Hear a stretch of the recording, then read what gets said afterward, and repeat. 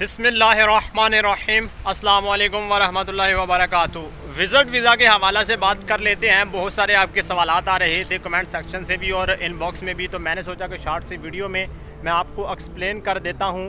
Kindly video मुकम्मल देख लीजिएगा, आपके हर सवाल का जवाब इस वीडियो में मैं दे दूँगा।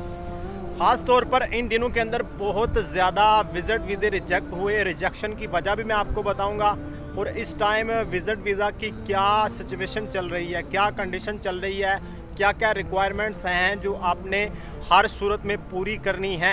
अगर वो आप पूरी करते हैं तो डेफिनेटली आपको विज़िट वीज़ा मिलेगा, आप इधर आएंगे। इससे पहले गुजारिश करता चलो चैनल को सब्सक्राइब कर लें। मेरा नाम अफनान अली है, आप हमारा ऑफिशियल यूट्यूब चैनल देख रहे हैं। So let's go. Visit visa अगर बात की जाए तो मैक्सिमम भी 7 दिन के अंदर लगकर आपके हाथ में आ जाता है, अगर आप प्रॉपर तरीके से इसकी रिक्वायरमेंट्स पूरी करते हैं। रिक्वायरमेंट्स ये हैं कि आप अगर इसके डॉक्यूमेंट्स सही तौर पर अपलोड कर देते हैं तो आपको डेफिनेटली वीज़ा मिलता है। अब किन किन स्टेट में आप विज़िट वीज़ा अप्लाई कर सकते हैं, भाई मेरी इन्फॉर्मेशन जहाँ तक है, शारजा और अबू धाबी और तीसरे नंबर पर दुबई, ठीक है ना। दुबई मैंने पहले नाम लेना चाहिए था, दुबई, शारजा और अबू धाबी, ये तीनों के सिस्टम पर आप विज़िट वीज़ा अप्लाई कर सकते हैं। अब मुझे रात को पता चला 1-2 दिन पहले, एक बंदा कह रहा था जी उम्मुल कुयीन से भी या रसूल खैमा से भी विज़िट वीज़ा आप उनके सिस्टम पर अप्लाई कर सकते हैं। तो ये भाई मेरे नॉलेज में नहीं है कि भाई आप अगर इनके सिस्टम पर वीज़ा अप्लाई करें या ये विज़िट वीज़ा अलाउ करते हैं अप्लाई करना, उम्मुल कुयीन या रसूल खैमा। तो अगर है तो वो मुझे बता दें ताकि मुझे भी पता चल जाए। बहरहाल मेरे नॉलेज में जो चीज़ है वो 3 स्टेट हैं, शारजा, अबू धाबी और दुबई, ठीक है ना। अब इन दिनों के अंदर बहुत ज़्यादा विज़िट वीज़े रिजेक्ट भी हुए। बहुत सारे भाई ये कह भी रहे थे कि रिजेक्ट क्यों हुआ। अब काइंडली वीडियो पूरी देख लिया करें और इसको सही तरीके से समझ लिया करें। एक दफ़ा अगर समझ में नहीं आई तो दूसरी बार जो है ना वीडियो देख लें और समझ लें इसको, ठीक है ना। बार बार कमेंट सेक्शन में भी आप सवाल कर सकते हैं, उसका भी आपको जवाब दूंगा और इनबॉक्स में भी आप रब्ता कर सकते हैं। जो चीज़ मेरे नॉलेज में होगी वो मैं आपको बताऊंगा, ठीक है। अब विज़िट वीज़ा रिजेक्शन की सबसे जो बड़ी रीज़न है ना वो ये है कि आपका खुद विज़िट वीज़ा अप्लाई ना करना, ठीक है। आप एजेंट के थ्रू विज़िट वीज़ा अप्लाई करवाते हैं, जबकि एजेंट जब विज़िट वीज़ा अप्लाई करते हैं और जब विज़िट वीज़ा नहीं निकलता तो वो तो आपको सीधा कह देते हैं कि आपका विज़िट वीज़ा नहीं लगा। अब क्यों नहीं लगा, असल वजह वो आपको बताते नहीं, आपको फेक डॉक्यूमेंट्स बता देते हैं या जो उसकी रीज़न होती है वो फेक जनाब सबमिट करके खुद से ही बनाकर टाइप करके आपको कह देते हैं कि जी ये विज़िट वीज़ा आपका नहीं लगा।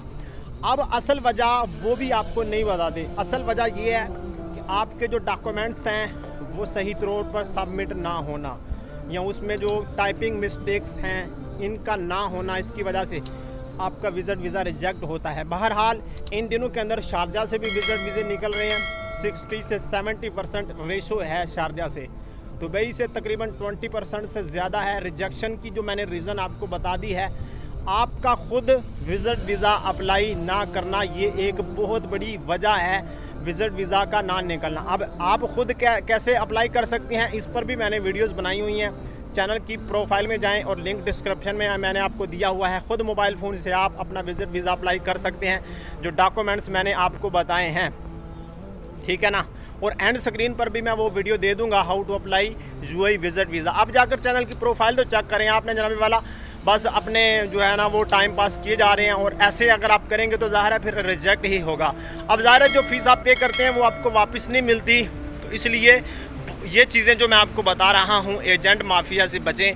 ख़ास तौर पर बहुत सारे एजेंट जो हैं इन दिनों के अंदर लोगों के साथ स्कैम कर रहे हैं। तो अब जी इसके लिए जो रिक्वायरमेंट्स हैं, अगर आप ये रिक्वायरमेंट्स पूरी करते हैं तो डेफिनेटली आपका विज़िट वीज़ा निकलता है इन दिनों के अंदर।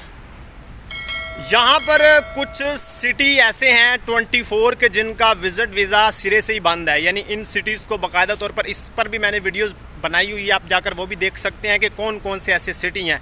अगर आप इन सिटीज़ से हैं तो डेफिनेटली आप अगर विज़िट वीज़ा अप्लाई भी करते हैं तो आपका विज़िट वीज़ा नहीं निकलेगा, ठीक है ना।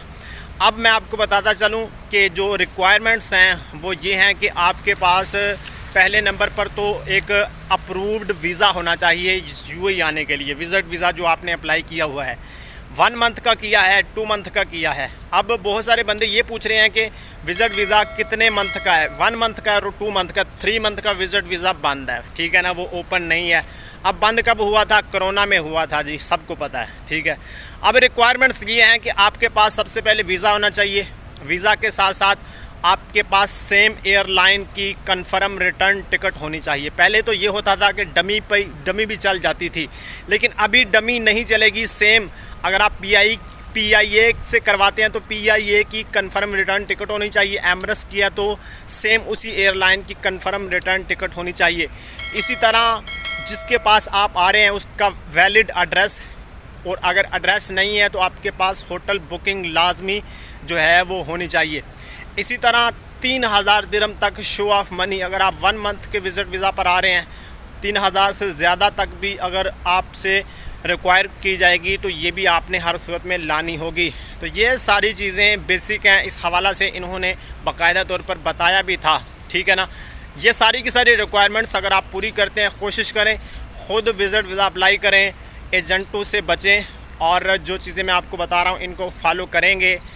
अब बंदे जनाबे वाला वीडियो देख भी लेते हैं, लेकिन जिस तरह हम कह रहे होते हैं उस तरह करते नहीं हैं, बस एक कान से सुनते हैं दूसरे कान से निकाल देते हैं।